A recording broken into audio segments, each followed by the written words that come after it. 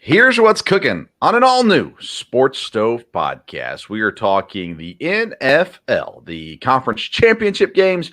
We're also going to give you all the latest on the NFL head coaching news. We'll talk a little bit of GOAT in this episode as well. That and a little bit more. That's what's cooking on today's Sports Stove podcast. From Belly Up Sports and the Belly Up Podcast Network, you're listening to the Sports Stove podcast with your host, Vince Stover. Hey, good looking, what you got cooking? How's about cooking something up with me?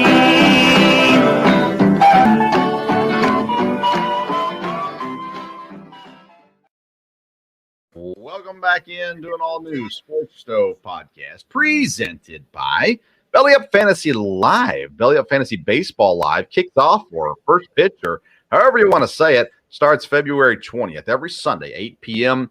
Eastern Time, live on Belly Up Fantasy's Facebook, Twitter pages, as well as on the Tiki Live app, the BellyUp.tv.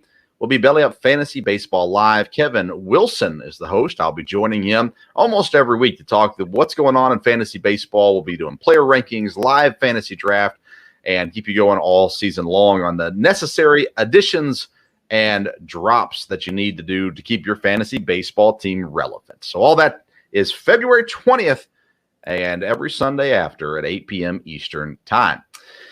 I am joined today. Usually, Dad joins me on Friday's episodes, but I decided to jump on here for the Monday episode as well. So, Dad, welcome in. How you doing? Thank you. Doing good, doing good. Football's winding down, and boy, it's nothing but exciting, that's for sure. Yeah, I mean, we're so excited. We can't wait for the Pro Bowl next week. Yeah. My sons were asking me, is this player in the Pro Bowl? Is this player in the Pro Bowl? I said, I have no idea who's in the Pro Bowl. And I honestly could not care any less than I currently do when it comes to the Pro Bowl. But there is plenty of football going on this weekend. That's went on this weekend and coming up, of course, the Super Bowl in 2 weeks.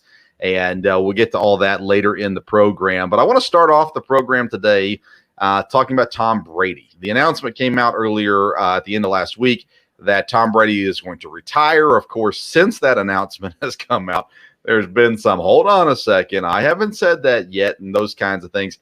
The way I see it, Dad, is Tom Brady's retiring.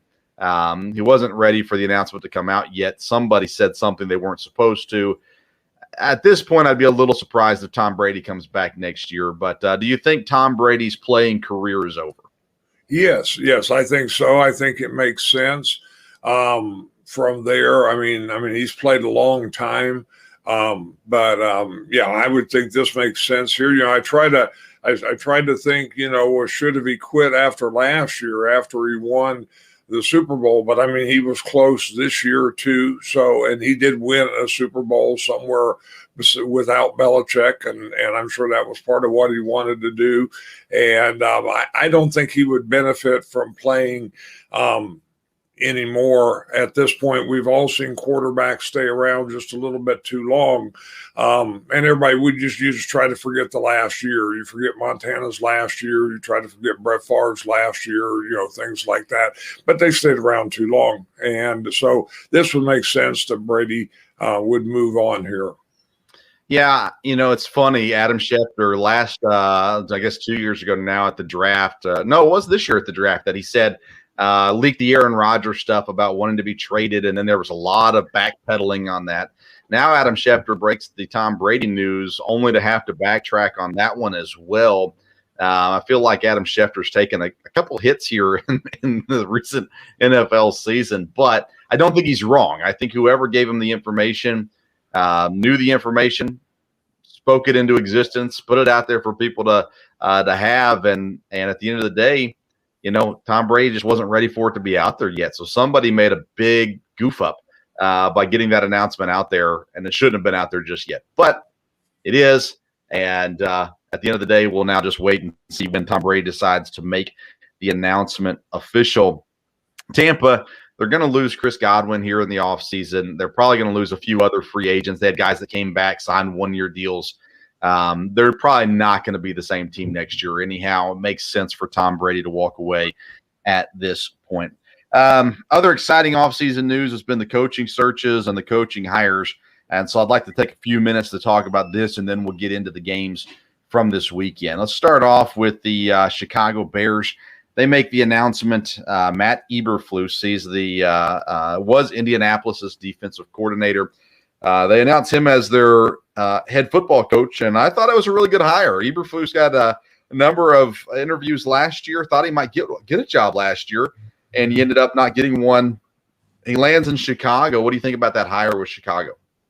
Well, I think it makes sense for them because I think he is a good coach. And if anything they ever need in Chicago is stability in the coaching. They haven't had that really, I don't think, for a while. And he might come in and be able to do that. You know, we had talked about some of these teams with quarterbacks like them with Justin Fields, you know, would they hire a defensive or an offensive guy? But the deal would be, well, yeah, they'll hire the best coach. And then if they need to get an offensive guy to work with the quarterback, they will. Yeah, and I think that's when I saw the hire of Eberflus, I said that's a good hire. I think that's a solid hire there for Chicago. And you're right, you talk about stability at the coaching ranks. Well, you need stability at quarterback to have stability with the coach.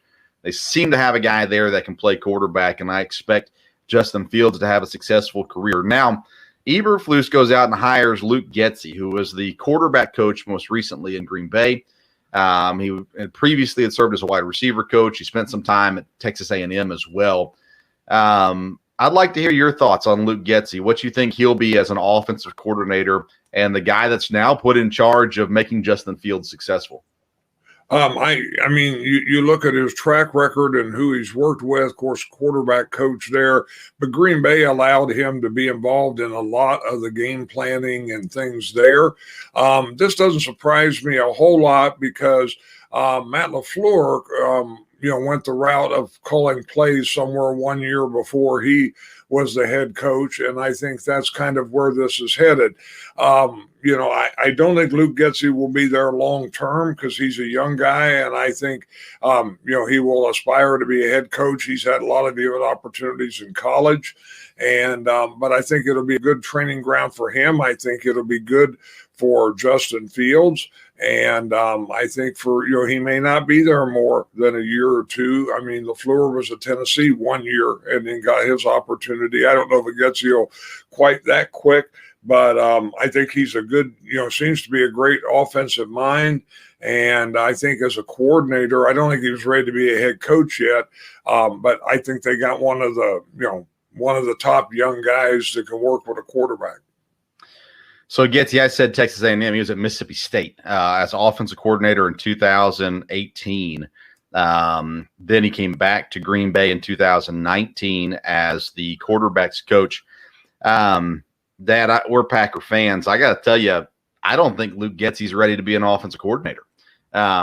Especially not in a play calling role. I think he is still another, step or two away from it. I was surprised by this hire. I know he works with Aaron Rodgers. I know Aaron Rodgers likes him, but Aaron Rodgers likes Tim Boyle. That didn't make him a good quarterback. So I honestly, as a Packer fan, I'm perfectly fine with this hire by Chicago because I don't think that he's going to have a ton of success there. He made it 1 year in college as an offensive coordinator before moving back to the NFL as a quarterback coach.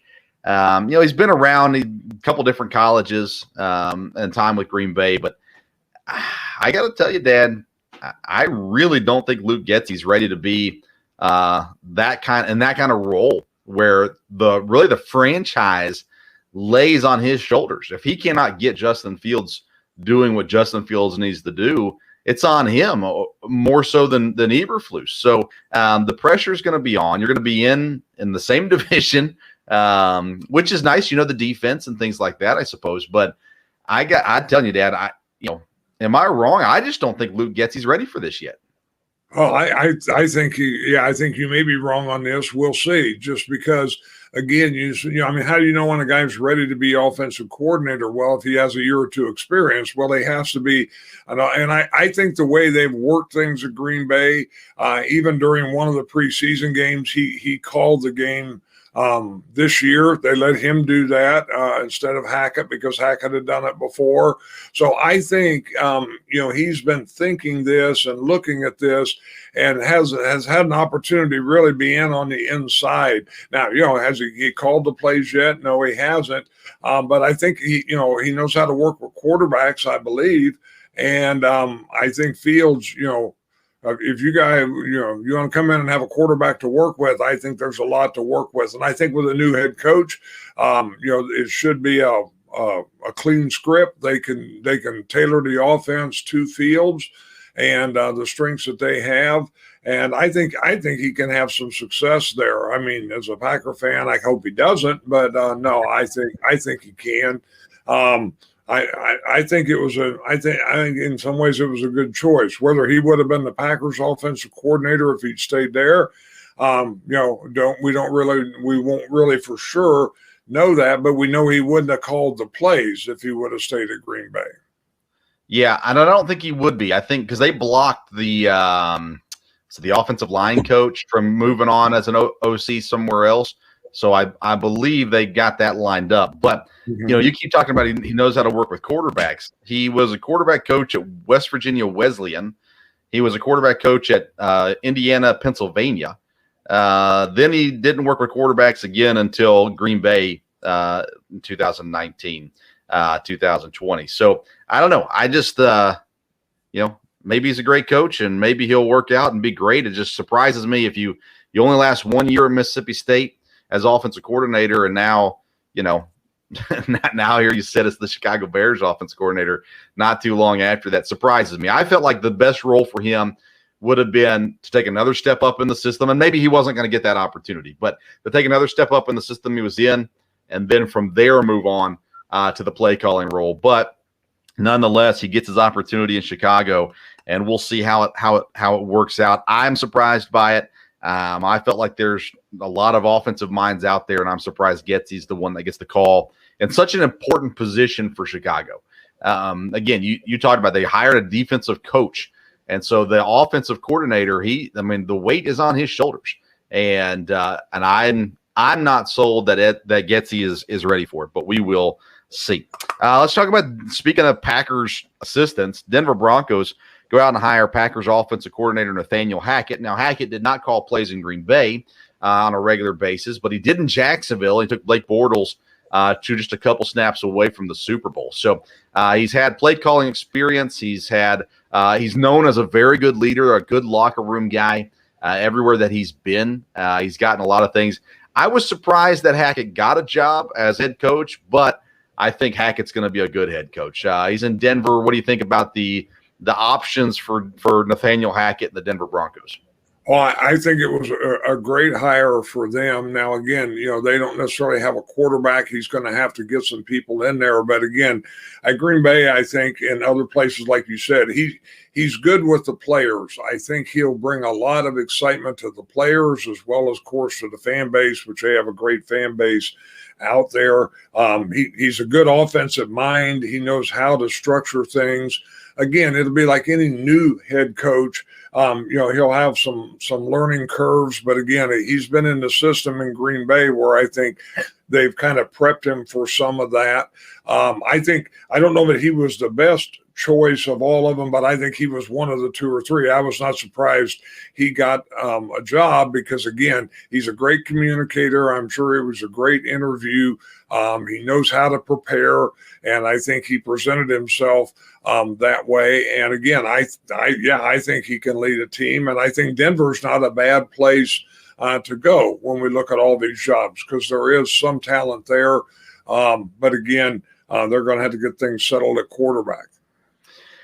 And the rumor is if Aaron Rodgers leaves Green Bay, he's going to Denver. So that would settle things at quarterback. Now, what do you have to give up to get him is still a question mark for sure. But how much of this was Denver? Because Denver traded Von Miller midseason to clear up cap space for Aaron Rodgers.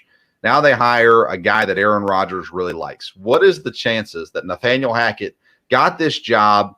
The thing that put him over the top was the fact that Rodgers loves him and could help possibly get Rodgers to Denver.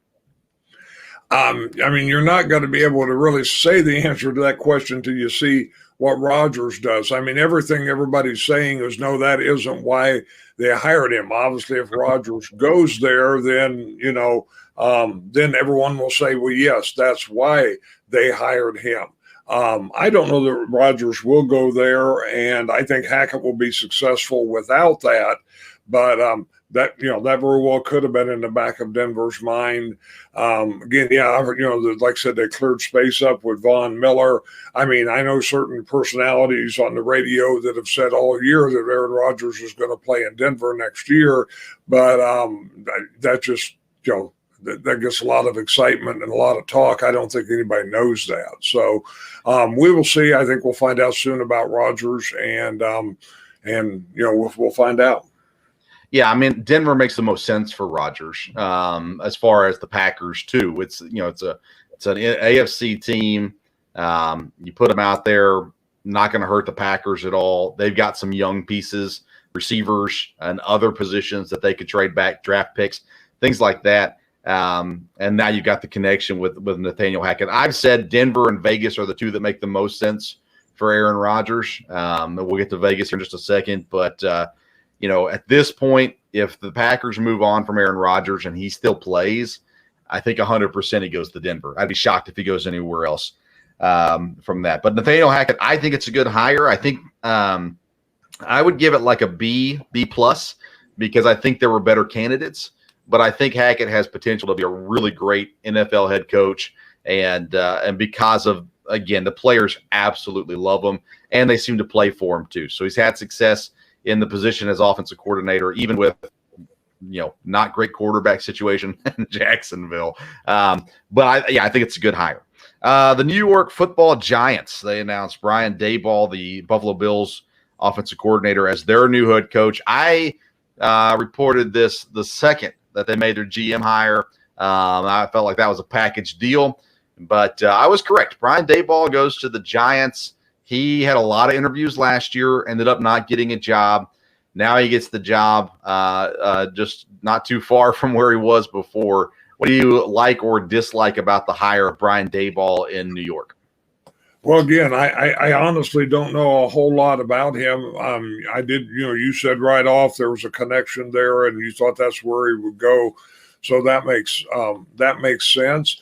Again, I think anyone who wants to be a head coach, there's only so many openings. The New York jobs would scare me just because of the expectations and things there. But again, they've got a new GM. They do have some pieces there, and he may be able to be very successful. It's just the scrutiny you're under in New York. And it's they don't give you a whole lot of time, so it'll be interesting to see. They're coming from Buffalo. Surprisingly, this is the one candidate that can make Daniel Jones a serviceable NFL starting quarterback. His athleticism fits into what Brian Daboll has done with Josh Allen. Is he as good as Josh Allen? No. But the things that Buffalo was able to do with Josh Allen to fix some of his accuracy issues, to use his athleticism. Daniel Jones has been an athlete from the get-go. He's a very good runner, and he's not small. He's 6'5", 220. Josh Allen's 20 pounds heavier. That's a big deal. Don't get me wrong, but now you've got a guy that has worked with an athletic quarterback, made the most out of Josh Allen. I mean, the most out of Josh Allen. And New York's an interesting spot. Saquon Barkley at running back. The receivers did not pan out this year, but they have guys who were supposed to be good at receiver. They've got Evan Ingram, who's underachieved at tight end. I think this is the perfect fit for the roster the Giants have. Now, if they move on at quarterback and make a change and whatever, maybe that makes a difference. But I actually think that the Giants, who me and you both thought would have a much better year than they had this year, now they have an offensive-minded guy who has worked with an athletic, big quarterback and gotten the most out of him. I think this is a great fit. When you're talking about coaches and rosters, I think this is a great fit. And I think Brian Daboll has an opportunity in a pretty weak division to turn things around in New York pretty fast. Is Daniel Jones the answer? I don't know the answer to that, but I've got to think enough people liked him that there's plenty of talent there, and this might be the guy that can get the most out of him. Do you think they give Daniel Jones 1 year with Brian Daboll before they go and try to make a change, or do you think they'll have their eyes set on somebody else? No, I think they'll give Jones a chance again, and I think again this Daboll may be the coach that can make a difference. So I would think he'll get the first shot at it. And like you said, the one good thing about the Giants job is they are in a weak division. They're where they could, they play a little over 500 ball. They're in real good shape in the division. So, that could be things could be set up real well for him. Yep, I agree. I like the hires so far. Let's get into the Las Vegas Raiders. The report came out. Josh McDaniels, New England's offensive coordinator, will be the next head coach in Las Vegas. Of course, there's still time for Josh McDaniels to back out like he did when he was hired by Indianapolis not too long ago. But it looks like Josh McDaniels is headed to the Vegas Raiders. McDaniels had one stint in Denver, didn't go great, but has had a lot of time to grow up since that stint in Denver, and now he's the head football coach in Las Vegas. What do you think about that hire? I'm a little surprised with everybody else that's out there because, like you said, McDaniel didn't do necessarily well in Denver, and I think there's always been speculation that if he stays around New England long enough, he could be the coach there. But apparently, this is a guy Las Vegas wanted. I'm a little surprised based on everybody else that's there because to me, this is kind of a guy that's you're retooling a guy a little bit where there's some other people that I was surprised when Josh McDaniel all of a sudden got this job, especially with other openings. Yeah, McDaniels is interesting, right? He's had great success, of course, with Tom Brady. Then he had a good year with Mac Jones overall as well. Maturity is the question mark here. Does Josh McDaniels is he an NFL head coach? Does he have the mindset to be an NFL head coach? To me, that's the biggest question with him. He's kind of a wild card to some degree. He can obviously put together a great offense. He's got a quarterback in Derek Carr that's phenomenal. I think a top 10 quarterback in the league. They don't have a ton of talent around him. They need to definitely stock up, especially after the Henry Ruggs situation this year. Vegas needed a splash, though. I mean, they're in Vegas. They can't just hire, a boring guy. They got to have some kind of entertainment there as well. And McDaniels will be entertaining, I think. Will he be a good head coach? Will he succeed? I want to see his staff. I want to see the staff that he puts together and kind of go from there. But this one surprises me to some degree. The splash aspect of it makes sense. I think I would have tried to gone for a little bit more stabilizing of a person than Josh McDaniels. I'm not sure I'm ready to say whether or not I think this will be successful. There's a little ways I need to go first to figure out who are they going to hire as the GM, who's going to do the drafting, those kinds of things, and then we can decide on that one. It's a weird hire to some degree, but we'll see. See how it goes. 5 jobs remain open: Miami, Jacksonville, Minnesota, New Orleans, and Houston. A lot of speculation coming out of Minnesota. Jim Harbaugh interviewing for the job with the Vikings. Dad, of all the fits for Jim Harbaugh, Minnesota might be the last one I would have picked.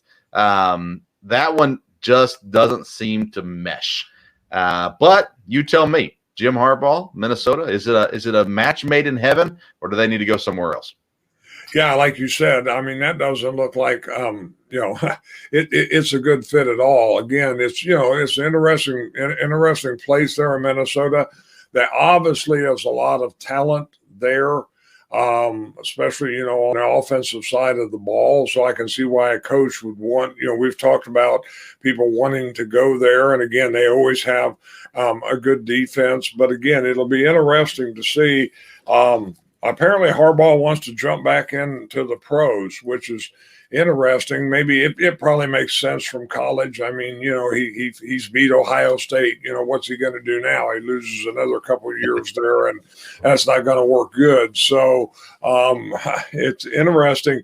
And And apparently he has, knows how to get a good staff, because there's other staff members from Michigan that teams are looking at. I know, to move on with. So, like I said, I was surprised when it was Minnesota, but you never know. And like I said, in some ways he would have made sense, I think, in Vegas. You're talking about a splash and different things there, but I would like to think that these 5 teams, this next week will all move fairly quickly, and everything will start to shake. Maybe they want the same guys, a couple of them, maybe they don't. There's a lot of names still out there, and there's always chance. Like every year, somebody's going to pick somebody you think, what in the world, where'd that come from? And I think that's potential too. So we will see. But yeah, looks like Harbaugh's interested. Definitely, I guess there's a connection there with the GM. They were both at San Francisco at the same time. So, it probably makes sense. That's who they want. Now, where they can get the deal worked, we'll see. To me, Harbaugh only fits on a young team. If you have a veteran-laden team, Harbaugh is going to rub them the wrong way. But maybe he learned. I mean, you never know, right? Second chances. Of course, Harbaugh, maybe he needs more than 2. I don't know. But that one was weird to me. Miami Dolphins still looking for a head coach. I believe it's going to be Mike McDaniels, San Francisco offensive coordinator. Seems to be the guy they want. They almost hired him when they hired Flores. And, of course, he's still – up into this weekend, still playing, and San Francisco, and I think all the coaching jobs will be filled now between now and Super Bowl. But Mike McDaniel seems to be the guy Miami wants. I don't know a ton about him other than just his time here at San Francisco. Interviews well. The offense, they've survived with Jimmy Garoppolo. So is that what you're looking for? Somebody that can help you survive with Tua? I'm not sure. Can he boost Tua over the? I don't know. But if Mike McDaniels is not the next head coach of Miami, I'll be absolutely shocked. It looks like he's the guy there. The best fit for Miami's Flores, but they just fired the guy. So I don't think they're going to rehire him there. Jacksonville, I've said now for a while, Byron Leftwich will be the head coach in Jacksonville. That I think will be finalized soon. The Saints job, with that opening up, threw a little bit of a wrench in the Byron Leftwich situation. Because New Orleans is a possibility for him as well. But I think the Dolphins end up with Mike McDaniel, the Jaguars with Byron Leftwich. That was the Saints and the Texans. You got Flores, Bieniemy are 2 of the big names right out there. I think Bieniemy is a great fit in New Orleans and could be a big possibility there. They've also interviewed Aaron Glenn, who's now in Detroit, but spent a lot of time in New Orleans. And then the Texans, they also interviewed Flores, but they're bringing in Josh McCown for a second interview. Most people think they really want Josh McCown to be their next head coach. I think you could see possibly a pairing of Flores and Josh McCown, or Flores is the head coach and McCown comes in as the OC. Or maybe they even flip that around and do McCown as the head coach and Flores as the DC. I'm not sure exactly how that'll shake out in the end. If Flores doesn't get one of either the Saints or the Texans job, I'll be surprised. Bieniemy is the guy that's kind of left out in the cold. And Dad, you said it last week. It is him still being in the playoffs hurting him. Well, he's out of the playoffs now. If anybody wants to hire him, now's the time. Those jobs that are left: Miami, Jacksonville, New Orleans, Texans. Any thoughts on those jobs? Well, like I said, I would think, there's a lot of difference when you look at those jobs with the potential, you have, because Houston doesn't have a lot. So it'd be interesting to see who goes there and what's that challenge. New Orleans is down a little bit right now, but it's a franchise that seems like you'd be interested in going to. And Miami probably has the most ability of some of those jobs left. Of course, you still got Minnesota also there in Jacksonville. Jacksonville's interesting. Like you said, Leftwich made sense, but they haven't finalized that yet. So maybe that had something to do with New Orleans, and we'll see. I think Todd Bowles is still a name. He has interviewed some. I think that's one. Peterson is one who I definitely thought would get a job. So I don't know where that will go. And like I said, you would think Flores would come back and get one of these. But like I said, once the next hire comes, then all of a sudden, the possibilities are getting a little narrower there. So, and of course, everything heads here now pretty quick toward the draft and a free agency. And so, that'll all be interesting with all these teams that have switched coaches. Yeah, I think if Leftwich doesn't go to Jacksonville, Doug Peterson ends up there. But we're running out of jobs, and there's a lot of guys right now. I think there's 5, 6, maybe even 7 really solid candidates out there, and 5 teams left. Minnesota, I guess, is still technically available as well. So 6 teams left. But, at some point, someone's going to get left out in the cold. You got to decide if you're going to sit out again, if you're going to go get a coordinator job somewhere, or can go to TV. What are you going to do? There's definitely options out there, but the options are running very, very slim along the way as well. And it'll be great to see the staffs that come together, who gets pulled from other teams, and those kinds of things as well will always be a fun thing to see as well. All right, Dad, let's get in to the first playoff game, and we've asked you to come on and talk specifically about Cincinnati and Kansas City. It's an interesting game, to say the least. This game goes into overtime, and Patrick Mahomes had the ball to start overtime.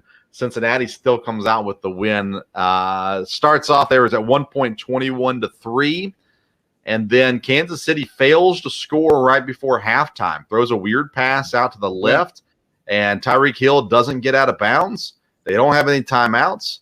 Halftime ends, and that seems to be a pretty big turning point there for Cincinnati. But you're in Ohio. You're our Ohio correspondent. I'm sure things are going pretty crazy up there. Oh yeah, that definitely so. I'm in a city that's about an hour north of Cincinnati, and the game ended, and within the first minute I heard fireworks. So yes, there's a lot of excitement. Everyone was talking, on Friday about the game this weekend. From there, I think Cincinnati, again, I think it is shocking that they're in the Super Bowl, but the way they've been playing, we all knew it was a possibility. I think Joe Burrow obviously is the hero and will go down as the hero, but I think the difference with Cincinnati through the playoffs and even during the regular season was the defense being able to make the big play. The big sack when they needed to, the interception when they needed to. And that was crazy in the game of Kansas City. First play almost had an interception, and I've seen that happen before. And I thought, boy, they'll go back to regret if he could have got that. And then boom, they get an interception. And I think that's where Cincinnati, when you really look at what's been the difference for them, their defense hasn't been, the most dominant defense in the NFL, but they've been able to make big plays. They've been able to make sacks when they needed to, and definitely get interceptions when they've needed to. And you give Joe Burrow enough of a chance. I mean, he just plays like, he's not nervous at all. He gets sacked, but gets pressured, but it doesn't look like that rattles him. And, he's got guys there. Like I said, Mixon was a big part of this game. I tell you, you look at Cincinnati and they may win the Super Bowl, but I tell you, you give them the offseason and they get a couple more people in the offensive line, they could be something for quite a while. Yeah, I mean, what free agent wouldn't want to go there, right? I mean, they're now a destination team. And they bring in Trey Hendrickson from New Orleans in the offseason to play defense. He's been a huge addition for them, played great. You said, I think, honestly, Dad, I think Patrick Mahomes lost this game. He didn't get rid of the ball. He got sacked. He took a number of sacks that he had all day. And instead of throwing it away at any point in the play, he decides to hold on to it, ends up getting sacked. Even setting up the Harrison Butker game-tying field goal towards the end of regulation there, what was going to be a 25-yarder, it ended up being a 44-yarder because Mahomes took the sack. I mean, it's things like that just really put Kansas City in a bad situation. And Mahomes, listen, his offensive line did not play well, but he also made some big mistakes. Now, Cincinnati's defense played great. They came up big when it mattered the most. They held Tyreek Hill to, I think, 0 catches in the second half, I think, or 1 maybe, but not much of anything. They get the interception there on the tip ball, and they would have had to punt anyway, so they would have gotten the ball anyways, but still made the play. And then Joe Burrow. I mean, it was in the fourth quarter, coming down towards the end of the game. They showed Joe Burrow, and I said, he looks like he's having fun. He was trying to get the lead or get the tie, and I mean, the guy. If I was a Bengals fan, I would be incredibly stoked to have Joe Burrow as my quarterback. I think Joe Burrow is a top 4, maybe top 5 quarterback in the NFL right now. And now in his second year, after coming off of an injury, by the way, he leads his team, a team that so many people said needed to draft Penei Sewell. Him and Jamar Chase lead this team to the Super Bowl. And I even saw a very quick Icky shuffle by Joe Burrow after the game. Icky Woods was down on the field, went over and hugged Joe Burrow right before his post-game interview, and Burrow put out a little Icky shuffle there as well. So a lot of excitement going on. Let's look at a couple stats real quick. Joe Burrow, 250 yards, 2 touchdowns, 1 interception. Dad, Joe Burrow was sacked 1 time in this game. 1 time. After coming off a game where he was sacked 9 times, and a lot of that was on Joe Burrow. Don't get me wrong. He did a great job of scampering around, avoiding the sacks, and getting some positive yards. He actually rushed for 25 yards. Joe Mixon goes for 88 yards on 21 carries. T. Higgins led the team, 6 catches, 103 yards. Jamar Chase, 6 catches, 54 yards, and a huge touchdown. P. Ryan had the big touchdown early in the game for Cincinnati as well. Then they had 4 sacks on Mahomes and 2 interceptions on him as well. When you look at the Chiefs side of the things, Mahomes 275, 3 touchdowns, 2 picks, a great first half, but it was a tale of 2 halves. The second half for Kansas City was just absolutely abysmal. And I blame Mahomes. Is there someone else who should take or share the blame with Mahomes for how bad that second half was? Well, I wouldn't, like I said, I think the blame would go on him exactly where all the calls were. Like you said, I think one of the big plays in that game was the end of the first half because all of a sudden the Bengals have gotten close. Wow, this is going to be a game. And then Kansas City takes it down and gets 1st and goal. I thought, well, this is going to erase all of that. And to have that play and be stopped there, you know, I just shook my head. I couldn't believe that happened. And I think that made a big difference. And like you said, it was just the opposite. You have Mahomes. Of course, Mahomes knows how to scramble and make plays. And when you get a guy that really makes plays, that can hurt him sometime. And it did, because he can try to, you know, win it on his own. And but yeah, that taking that sack and the fumble there at the end, that was very surprising. I kept thinking the Kansas City would run more plays where he would run the ball, you know, at least to some extent with a sweep, you know, because there's so much he can do with the ball. But so I'm not sure how much of it was play calling. Obviously, some of it would fall on him with the mistakes he made. And it was just such a comparison. Like I said, Joe Burrow just, you know, looked like a kid out there having a good time and just never seemed stressed and worried at all. And where Mahomes, all of a sudden it was coming down to crunch time. And like I said, they got the ball to start halftime or to start the overtime. Yeah. And you thought, well, this will be trouble here. You know, maybe not a touchdown, but at least get the first field goal. And then all of a sudden Cincinnati gets it. And their field goal kicker has been unbelievable all year. And that may make a difference in the Super Bowl. Yeah, McPherson has been phenomenal. You know, you said Joe Burrow didn't look scared. The one time Joe Burrow looked scared is when they lost the coin toss. I mean, everybody knows you call tails. There's never a reason to call heads on a coin toss. And yes, sometimes the coin flips the heads, but if you lose a coin toss because you picked heads, that's a problem. Tails never fails. Everyone knows it. And then the Chiefs, and I thought the game was over. Right then, I tweeted out, NFL overtime rules are stupid. I thought the game was over. I figured Mahomes would go down and score. That's just the way their season has gone. And, you know, they don't play a great game or whatever, but at the end of the day, if all they need is a touchdown to win, you assume Mahomes, Tyreek Hill, Travis Kelce, they're going to figure it out, going to get in the end zone, game over. Then the near interception, like you mentioned, followed up by the actual interception. And I thought, my goodness, all the Bengals have to do now is get in field goal range. And they got in field goal range pretty fast. And then they just kept running the ball, and Mixon was getting positive yards every time they ran the ball. And eventually they settled for the field goal, and McPherson, ice in his veins, absolutely been phenomenal all season long, but here in the playoffs as well. And an incredible end, sending the Bengals to the Super Bowl for the first time since I was just a wee little lad, watching Boomer Esiason versus Joe Montana. So incredible Cincinnati. I know Cincinnati fans. My cousin, Dad, you know Michael, of course, your nephew, or not nephew. Yeah, nephew. I don't know how that works, but anyways, all excited. The Bengals are going to the Super Bowl. My cousin has never cheered for the Bengals, but now he's a Bengals fan. So he didn't appreciate me calling him out on that, but nonetheless, there are lots of Bengal fans. I also put out there on Facebook, Dad, I said, Cleveland Browns fans must really be depressed tonight. Who would have thought going into the beginning of this season that Cincinnati would be going to the Super Bowl and Cleveland wouldn't even make the playoffs with the team and the roster that Cleveland had this year. Zach Taylor, by the way, my friend, you're getting an extension, the head coach at Cincinnati. A lot of question marks about him coming into the season.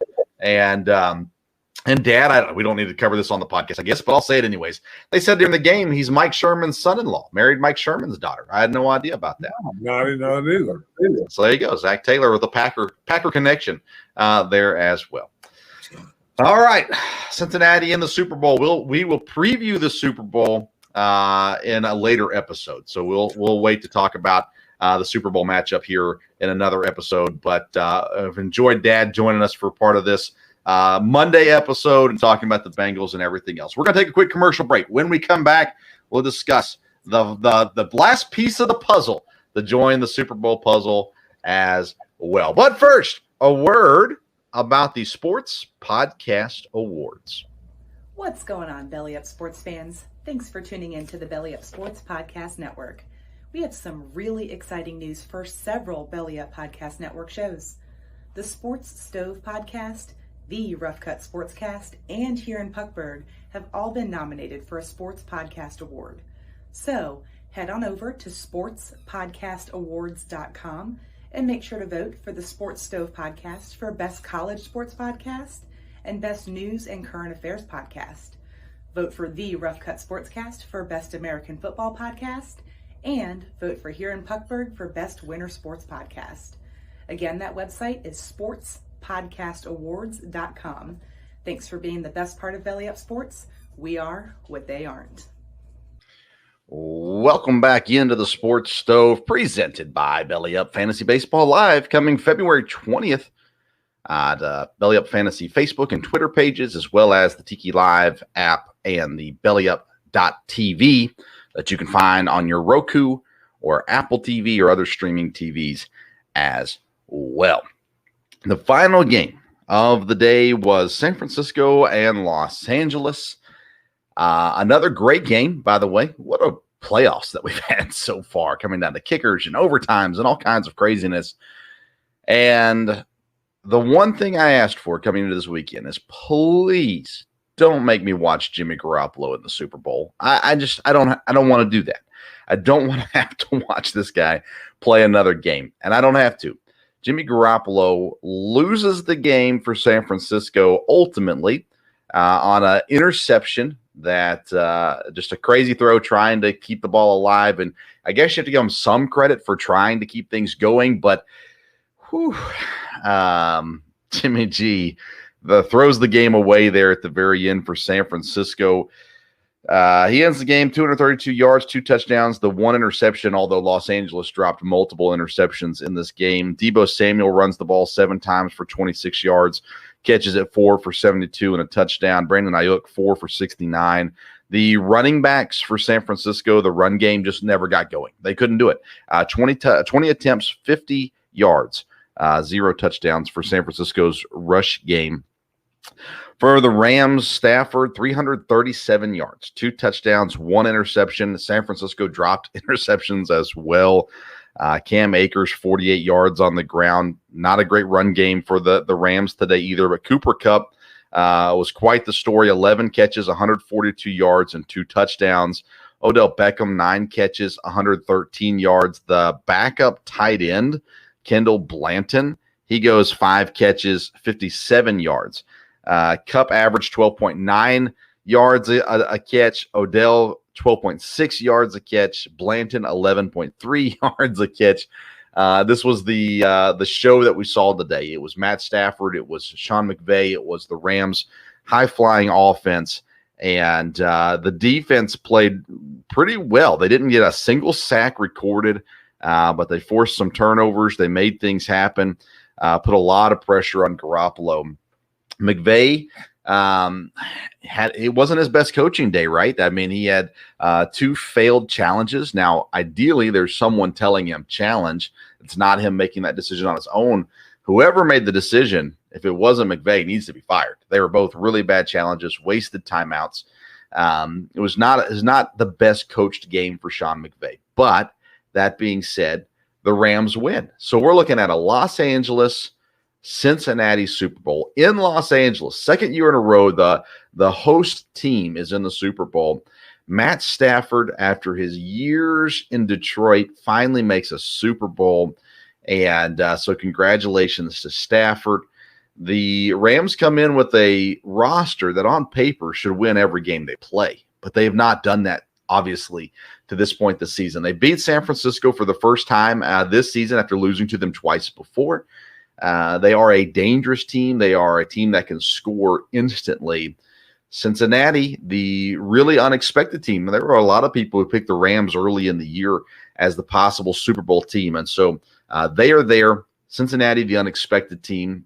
I'm guessing that it'll open with Cincinnati +3 is my guess on this. The Rams, I think, will be the favorite, especially being at home. I think it makes sense. They might even be +3.5, but I think, or -3.5 for the Rams. But I think either way, I think Cincinnati comes in as the underdog. My first immediate thought is I think I'm taking Cincinnati, but I'll make my official pick in a different episode, in a later episode. What a weekend. Another great weekend of football. The NFL is putting on a show. I want to shout out the USFL, by the way. A great advertising spot for them. They've done a really good job with their commercials. Of course, they bring in Jeff Fisher as a coach. They announced this past week. I'm excited that we have more football once the Super Bowl is done. We've got a week off basically because of the Pro Bowl. When it comes to the NFL stuff, we should have coaching news coming out this week and things like that. To continue our conversation from that earlier in the day, we'll preview the Super Bowl as we get closer to the Super Bowl. But tune in Wednesday. We've got our regular local hour episode that will air. Again, we're live 7 a.m. and 2 p.m. Monday, Wednesday, and Friday on the Tiki Live app or Belly Up TV. You can find it at bellyup.tv on your internet browser. But if you have a streaming TV, download the Tiki Live app. You have to go into the search. We're in the process of getting a channel in the guide and all that kind of stuff. But for now, you go to the Tiki Live app, get in the search Belly Up or Belly Up TV or Belly Up Sports, and the logo will pop up. You click on that. 7 a.m. or 2 p.m., you'll see us live. We try to post the video on demand links for you on our social media pages as well. You can always listen to the audio version wherever you listen to your podcast. So follow us on Twitter and Instagram at Sports Stove. Comment, reach out to us, share your thoughts on the things that we talk about on the show as well from there. I want to thank my dad for coming on. He usually just joins me on the Friday episode, but jumped on and joined me here, and we really appreciate that as well. Want to remind you to go to sportspodcastawards.com. We're in 2 categories that we've been nominated for. We're in the best college sports podcast category. That's for our local hour, our Wednesday episodes. And then we're also in the best news and current affairs podcast there as well. If you'll just go on the website, it takes about 2 minutes. Vote for us. We greatly appreciate your support. January has been a record month for our show, and we have to thank you for that. We've tripled our podcast downloads, the audio version downloads, tripled them from December into January, and we are just blown away by the support that we're receiving from you all. So thank you for that as well. You can always listen to all past episodes wherever you get your podcasts as well. We're almost there, almost to the end of the NFL season, almost to the Super Bowl. Congratulations to Joe Burrow and the Cincinnati Bengals. Congratulations to Matt Stafford and Aaron Donald and Von Miller and the Los Angeles Rams as well. It should be a fun game. We'll talk about it more in the coming weeks. Thank you so much for tuning in to today's Sports Stove. Until next time, we'll see you around the Sports Stove.